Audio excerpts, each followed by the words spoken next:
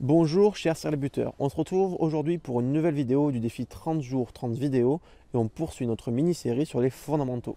Aujourd'hui on va aborder la question du pied d'appui. Alors avant de te donner 3 repères concrets pour bien positionner ton pied d'appui, on va voir d'abord à quoi il sert. Donc le pied d'appui, il s'agit du pied droit pour les gauchers et du pied gauche pour les droitiers. Ce pied d'appui assure une fonction absolument cruciale d'équilibration. Au moment du tir au but, vous allez vous retrouver en équilibre sur un pied. Il s'agit donc d'un équilibre unipodal. Et cet équilibre unipodal se fait en mouvement vers l'avant, le plus possible vers la cible. Donc il s'agit d'un équilibre unipodal dynamique.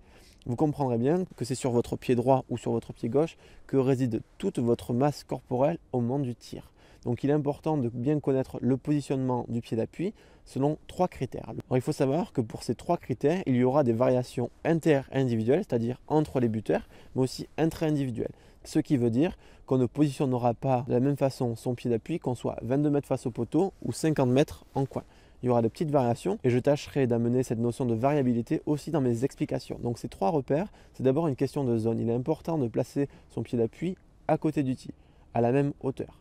Si on place son pied d'appui avant, on va avoir tendance à se pencher vers l'arrière et à cueillir le ballon sans le traverser. Placer son pied d'appui après le tee engendre souvent une perte de posture vers l'avant et un manque d'amplitude de la jambe, ce qui aura pour conséquence une traversée moindre, moins de puissance, moins de précision et un échec qui se dessine de manière assez certaine.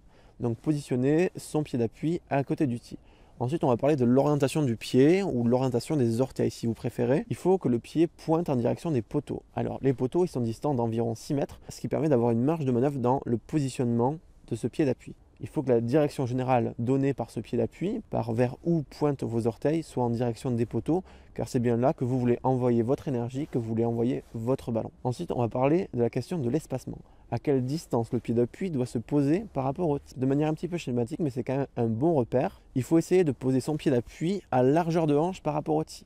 Alors pourquoi cette largeur de hanche? Parce que justement, ça vous permet d'avoir un jeu de hanche suffisant pour laisser passer votre jambe de manière naturelle, sans forcer, pour toucher la balle en direction de la cible. Si vous positionnez votre pied d'appui trop près du tee, vous allez avoir du mal à passer votre jambe de tir, vous allez vous retrouver contraint dans l'espace et gêné techniquement. Si vous positionnez votre pied d'appui trop loin du tee, vous allez très certainement vous inscrire dans un mouvement de rotation et de fouetter de la balle. Vous allez manquer d'énergie vers l'avant et découper la balle. On sait tous très bien que découper la balle n'est pas la solution pour réussir l'essentiel de ses coups de pied. Voilà, vous avez 3 repères pour bien comprendre comment positionner son pied d'appui par rapport au tee.